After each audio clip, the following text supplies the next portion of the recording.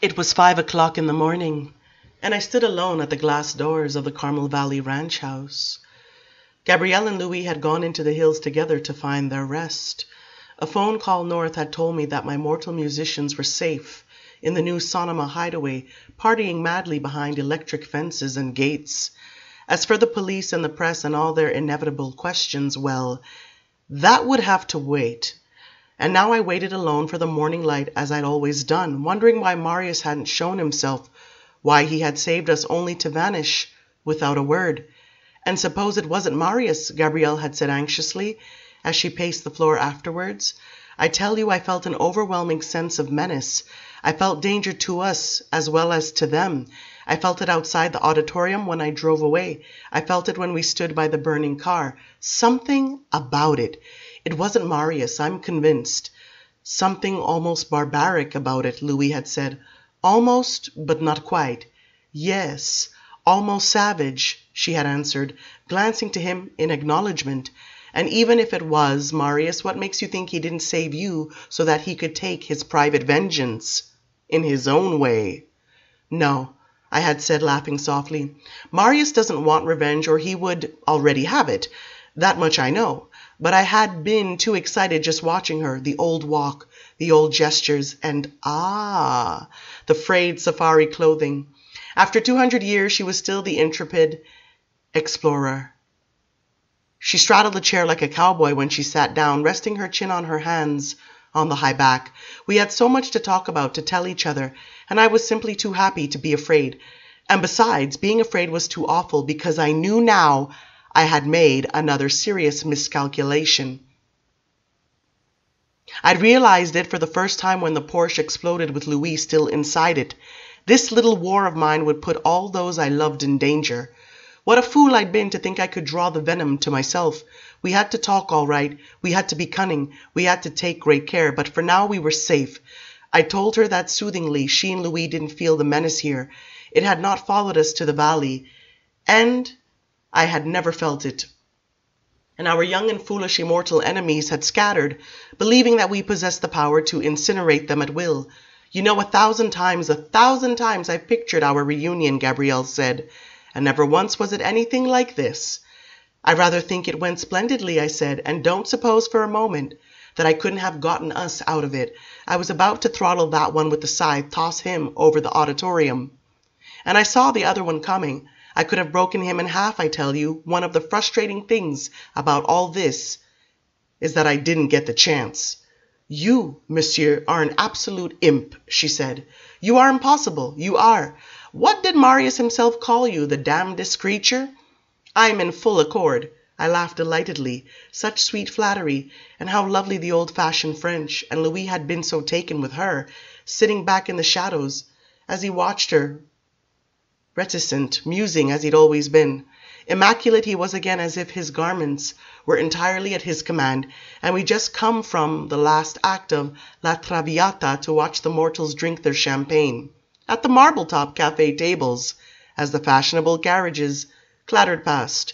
Feeling of the new coven-formed, magnificent energy, the denial of the human reality, the three of us together against all tribes, all worlds, and a profound feeling of safety, of unstoppable momentum. How to explain that to them?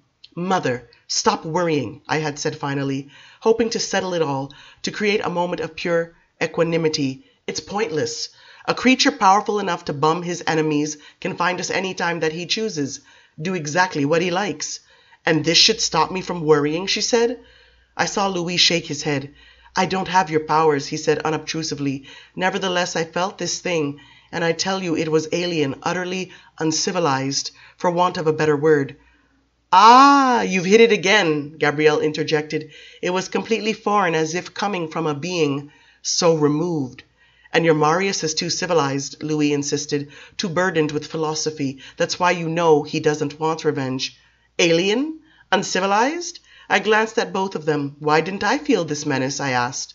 Mon Dieu! It could have been anything, Gabrielle had said finally. That music of yours could wake the dead. I had thought of last night's enigmatic message. Lestat! Danger! But it had been too close to dawn for me to worry them with it. And besides, it explained nothing. It was merely another fragment of the puzzle, and one perhaps that did not belong at all. And now they were gone together, and I was standing alone before the glass doors, watching the gleam of light grow brighter and brighter over the Santa Lucia mountains, thinking, "Where are you, Marius? Why the hell don't you reveal yourself? It could damn well be true, everything that Gabrielle said. Is it a game to you? And was it a game to me that I didn't really call out to him? I mean, raise my secret voice with its full power, as he had told me 2 centuries ago that I might do? Through all my struggles it had become such a matter of pride not to call to him. But what did that pride matter now? Maybe it was the call he required of me. Maybe he was demanding that call. All the old bitterness and stubbornness were gone from me now. Why not make that effort at least? And closing my eyes, I did what I had not done since those old 18th century nights when I talked to him aloud in the streets of Cairo or Rome. Silently I called, and I felt the voiceless cry rising out of me and traveling into oblivion. I could almost feel it traverse the world of visible proportions, feel it grow fainter and fainter, feel it burn out. And there it was again for a split second, the distant, unrecognizable place I had glimpsed last night. Snow, endless snow, and some sort of stone dwelling, windows encrusted with ice. And on a high promontory, a curious modern apparatus, a great gray metal dish turning on an axis to draw to itself the invisible waves that crisscross the earth's skies.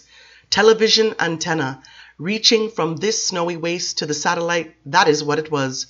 And the broken glass on the floor was the glass of a television screen. I saw it. Stone bench. A broken television screen. Noise. Fading. Marius! Danger.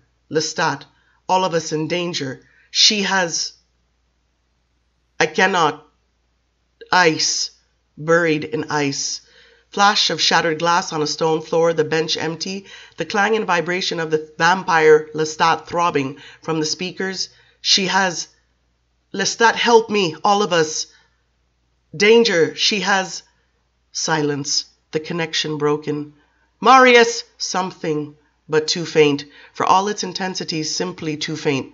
Marius! I was leaning against the window, staring right into the morning light as it grew brighter, my eyes watering, the tips of my fingers almost burning on the hot glass. Answer me, is it Akasha? Are you telling me that it is Akasha? That she is the one? That it was she? But the sun was rising over the mountains. The lethal rays were spilling down into the valley, ranging across the valley floor. I ran out of the house, across the field and towards the hills, my arm up to shield my eyes. And within moments I had reached my hidden underground crypt, pulled back the stone, and I went down the crudely dug little stairs. One more turn and then another. And I was in cold and safe blackness, earth smell, and I lay on the mud floor of the tiny chamber, my heart thudding, my limbs trembling. Akasha! That music of yours could wake the dead. Television set in the chamber, of course. Marius had given them that. And the broadcast right off the satellite. They had seen the video films. I knew it! I knew it as certainly as if he had spelled it out to the last detail. He had brought the television down into their sanctum, just as he had brought the movies to them years and years ago. And she had been awakened. She had risen. That music of yours could wake the dead. I'd done it again. Oh, if only I could keep my eyes open, could only think if the sun wasn't rising. She had been there in San Francisco. She had been that close to us, burning our enemies. Alien? Utterly foreign? Yes. But not uncivilized. No, not savage. She was not that. She was only just reawakened, my goddess, risen like a magnificent butterfly from its cocoon. And what was the world to her? How had she come to us? What was the state of her mind? Danger to all of us? No, I don't believe it. She had slain our enemies. She had come to us, but I couldn't fight the drowsiness and heaviness any longer. Pure sensation was driving out all wonder and excitement. My body grew limp and helplessly still against the earth. And then I felt a hand suddenly close on mine. Cold as marble it was, and just about that strong. My eyes snapped open in the darkness. The hand tightened its grip. A great mass of silken hair brushed my face. A cold arm moved across my chest. Oh, please, my darling, my beautiful one, please, I wanted to say, but my eyes were closing. My lips wouldn't move. I was losing consciousness. The sun had risen above.